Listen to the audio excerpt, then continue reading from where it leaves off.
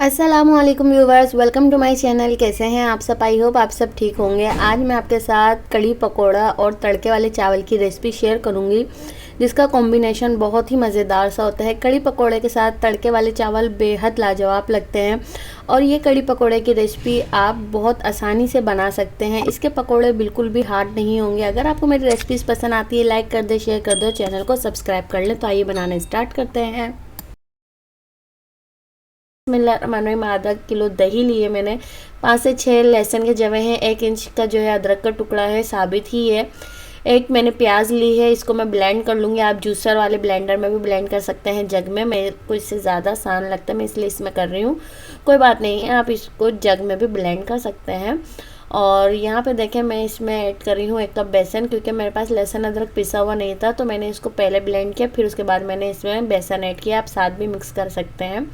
अब इसमें हम थोड़े स्पाइसेस ऐड कर लेंगे। तो यहाँ मैंने लिया है 1/2 tablespoon red chilli powder लिया है, हल्दी पाउडर लिया है 1 टेबल स्पून, सॉल्ट लिया है 1 टेबल स्पून और धनिया पाउडर लिया है 1/2 टेबल स्पून।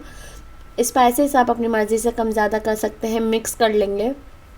तो इसकी जो है मिक्सिंग करने के बाद हम इसको रख देंगे पकने के लिए। और इसमें सबसे पहले मैंने ऐड कर दिया कढ़ाई में, खुली कढ़ाई में 5 से 6 जो है कड़ी पत्ते ऐड कर दिए हैं। 3 टेबल स्पून ऑयल के साथ, एक तड़के के साथ हम इसको पकने के लिए रखेंगे। तो इससे बहुत अच्छा फ्लेवर आता है। कड़ी को बनाने के बहुत ज़्यादा तरीके होते हैं, बहुत सारे तरीके होते हैं, अलग अलग तरीके से बनती है। तो यहाँ मैं इसमें 2.5 लीटर पानी ऐड करूँगी। पानी जितना ज़्यादा अच्छा ऐड कर सकते हैं आप कर लीजिए, ज़्यादा भी ऐड नहीं कर दीजिएगा वरना फिर पकने में मसला होगा। तो यहाँ पे देखें, यहाँ पे मैंने पकने के लिए रख दिया है। इसको तकरीबन 1 से 1.5 घंटे के लिए कुक करूँगी मैं। इसको पकते हुए देखें 45 मिनट हो गए हैं। मैं इसको तकरीबन 15 से 20 मिनट और कुक करूँगी। बहुत अच्छी कंसिस्टेंसी हो चुकी है इसकी, जब तक हम पकौड़ों का बैटर तैयार कर लेते हैं। यहाँ पे मैंने लिया है 2 कप के करीब तकरीबन बेसन, और यहाँ पे मैंने डाल दिया इसमें साबुत धनिया और साबुत ज़ीरा, और यहाँ पे मैं रेड चिली ऐड कर रही हूँ। हल्दी पाउडर मैंने ऐड कर दिया। इसमें सोडा ऐड करूँगी मैं 1/2 टीस्पून। इससे सॉफ्ट अच्छे से हमारे फुले फुले से पकौड़े बनेंगे। प्याज ऐड कर रही हूँ। कुछ लोग इसमें प्याज, हरा धनिया वगैरह ऐड नहीं करते हैं, पर फ्लेवर बहुत अच्छा हो जाता है जब ये सब चीज़ें ऐड होती हैं। कुछ लोग इसमें आलू भी बारीक कट करके ऐड करते हैं, आप चाहें वो भी कर सकते हैं। हाथों की मदद से अच्छी तरह मसल के मैं जो है बैटर को घोल लूँगी। हाथों से अच्छी तरह से हो जाता है। आपको अगर जिस चीज़ से आसान लगता है आप कर लीजिएगा। अजवाइन ऐड कर रही हूँ मैं इसमें तकरीबन 1/4 टीस्पून या 1/2 टीस्पून। इससे क्या होगा, डाइजेस्ट हो जाता है आसानी से और ना भारीपन नहीं लगता है कड़ी खाने के बाद, और पकौड़ों में बहुत अच्छी खुशबू भी आती है। नमक मैंने अभी ऐड नहीं किया है। तो यहाँ देखें 15 मिनट हो गए थे कड़ी को पकते हुए। तो मैंने एक पैन रख दिया जिसमें मैंने ऑयल अच्छी तरह गर्म कर लिया। ज़्यादा तेज़ गर्म नहीं है, आप देख सकते हैं मैंने पकोड़े डाले हैं। तो ये मीडियम टू लो फ्लेम पे मैं कुक कर रही हूँ, ताकि अच्छी तरह अंदर से कुक हो जाए हमारे पकोड़े। और यहाँ देख सकते हैं आप कितने फुले फुले से हो गए हैं पकोड़े जब मैंने ऐड किए हैं। तो तकरीबन 15 मिनट लग सकते हैं आपको एक बैच तैयार करने में। तो यहाँ मुझे 10 से 15 मिनट हो गए मीडियम टू लो फ्लेम पे मैंने किया। और कलर थोड़ा मैंने अच्छा सा किया है, डार्क सा।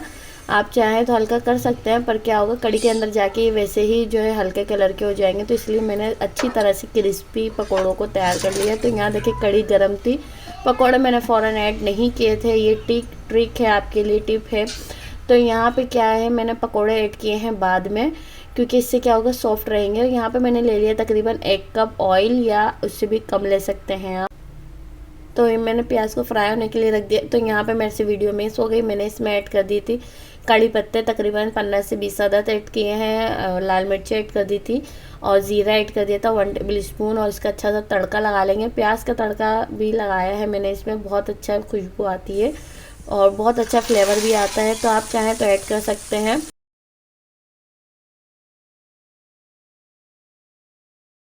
तो यहाँ मेरे पास 2.5 कप बासमती राइस है, लॉन्ग ग्रेन चावल है। इसको मैं धो के वॉश करके 15 मिनट के लिए सोक कर लूँगी। अब मैं एक कढ़ाई में खुले बर्तन में लूँगी 2-3 टेबल स्पून ऑयल, या घी भी आप इसे ले सकते हैं, मक्खन भी ले सकते हैं घी के साथ।